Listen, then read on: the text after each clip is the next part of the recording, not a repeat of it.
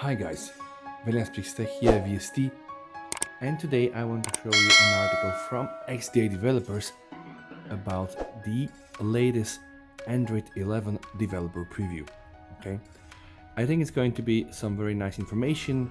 Luckily, the guys from XDA have phones like the Pixel where you can apparently download this developer preview, and they have tested some of the settings, guys, and they have listed here all the changes between the Android 10 and what is to be Android 11.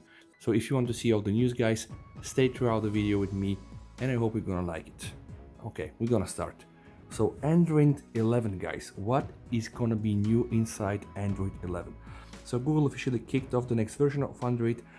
Again, as I told you, they have released the first developer preview for Android 11, and this actually is intended only for developers. There are some custom ways for you guys to flash it, on the phones if you're able to find different images, but I will not recommend this. Right now, it's not recommended, you put this on your phones. This is just intended for developers so that developers can understand really where Android 11 directions from Google are, so that they can, of course, take some measures. Alright, so first thing they have noticed here is the soul code scheduled dark theme. So apparently, you are able right now to schedule dark theme, and they say here, XDA say this will make a lot of people happy. As the name implies, you can now schedule the dark theme to come on at specific times. Honestly, I'm not too much impressed with that, guys, because we have this option already into the OxygenOS for the OnePlus 7 Pro, and also it was possible to be achieved on Android 10, with working with the developer options or with some third-party apps. But okay, that's good. It's gonna be a native functionality, so you can apparently turn off and on the dark theme based on a schedule, and that's good. Usually, what I would prefer, I keep 100% my phone on dark theme, but usually like the standard practice for you is if you want to use the dark theme, then you choose just from sunset to sunrise. So during the day when you have bright sunlight, the phone is going to be in the normal theme, like the day theme, and then when it's dark or during the night, it's going to go automatically to the dark theme.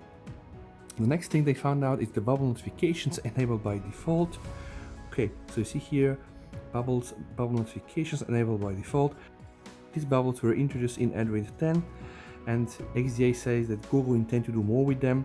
So in Android 11 Developer Preview 1, these bubble notifications are enabled by default. You still have to long press the notification and tap bubble to use this feature, and the app has to actually support it. You just don't have to enable the option in developer option anymore. So you see here these bubbles, it is pretty much something I'm not familiar too much, and I'm not using it too much, but okay, if you're a fan of it, then you can have it. Next thing is conversation sections in notification. There is a new section in notification pull down for conversations.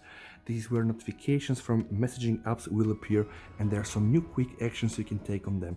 This is when somebody messages you on social media like Telegram or Viber. You can swipe off the curtain and you can reply from the curtain. Now apparently this is going to be also enhanced, and you'll be able to access this directly into notification settings. So you have the option to snooze the notification, mute it, show it as a bubble or favorite, screen record, toggle in quick settings. Again, this is something I'm not really too much impressed because we already have this here. So you see I have the screen recorder directly implemented into the native OxygenOS, but it's good that it's going to be like a native Android 11 functionality there. Okay, new UI or new user interface for do not disturb setting. This is something interesting. Now apparently you can tweak the way you can use the do not disturb, when it should go on, how it should work, and etc. So the do not disturb has been reorganized again, and there are some exceptions organized into people, apps, and alarms. Again, that's a very neat feature, and I think it is just getting better and better. I personally do not use this, but in case people are calling you on your phone or you work shifts, maybe it's a good option for you to check it out. The next option is new ask every time option for permission, and if you have been watching my videos, you know that I'm a big fan of that, and I'm using this on my Android 10 already, where it can be used, of course. So this means that, let's say when you install an application, you get a notification that your phone is using the location, or this application is using your location. So you have the option to specify to enable or disable specific permission per specific app. This is quite neat. So permission were a big deal, in Android 10, and there are some new features in Android 11 as well. There is a new Ask Every Time option, which means the app will ask you permission every single time it wants to use your camera and contacts. I pretty much welcome this. I think this is a very neat change. And now, apps won't annoy you with repeated permission requests. Okay, this is quite good. So if you're getting these notifications on and on, then you'll be able to stop this. All right, this is a good thing, guys. So apparently, if you're frustrated with getting too much permission requests every time you launch an application, it will tell you that the application will use your camera or it will use your, let's say, location, then you can turn this off, and this is very good. The next thing is called gesture settings in more places, and apparently there will be some more options into the Android gestures on Android 11. So one of the most notable changes in Android 10 was the full gesture navigation system. People using the MIUI, by Xiaomi didn't have this problem because Xiaomi pretty much implemented a very nice gesture systems, but it was a problem, in Oxygen, and it was a problem in Android 9. So Android 10 upped the gesture game, I think, quite a lot, and right now in Android 11 it seems that the settings for the gestures have been put into the accessibility settings as well, also under the old location with setting system gestures. Okay, this is just, I think, made it easier, but it's not really a big change. Here, probably this is a big option, guys. Android 11 Dynamic System Updates Installer in Developer option. Now you just see the way it looks like, okay? Dynamic System Updates, or DSU, are now in developer options in Android 11, and you can see also in the screenshot. Then now you can see what the installer looks like for installing a dynamic system update. Okay, I think this is going to be a cool thing to see. New settings to show the display refresh rate in developer options. Now with all these neat phones having 60 Hz, 90 Hz, 120 Hz, that's a good option that this becomes really like a native functionality for the OS itself to show this refresh rate. Okay, not bad at all, right? Bluetooth devices stay connected in airplane mode. How many times, guys, you had to board a plane, you have to put the airplane mode, and then boom, your connection to your headphones went off. Then you need to click again on the Bluetooth, and the whole story. Right now, okay, that's a change that I welcome. You get, I think this is pretty much self-explanatory, and you get the idea of what Android wants to do there. Okay, Pixel 4 gets a new increased touch sensitivity option. Alright, this is quite good. So I think this is the touch refresh rate. Okay, this is just for the Pixel apparently. New screenshots preview with scrolling screenshot support. Again, a very nice and welcome option.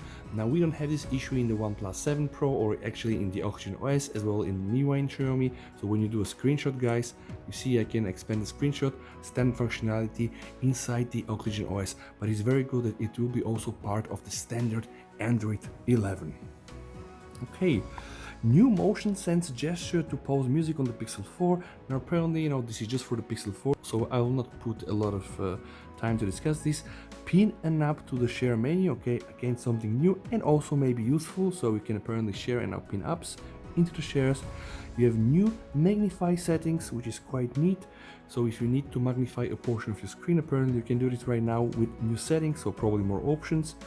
And I think this is pretty much, guys, the whole of it. I will link the original XDA article where the Android 11 discussions is happening, so that you're more than welcome to go on the XDA webpage, check the article there, comment with the others. Even if you do only Pixel and you're able to install the Android 11 DP1 or Developer Preview 1, you're more than welcome to do so. And of course also share the comments below this video here, guys. I do appreciate your time spending by watching this video. I hope you're gonna like this video. Go also on the XDA forum, hit the like button there because the guys are doing a very good job, and I hope that you're gonna be coming back for more videos from my side. PST over and take care.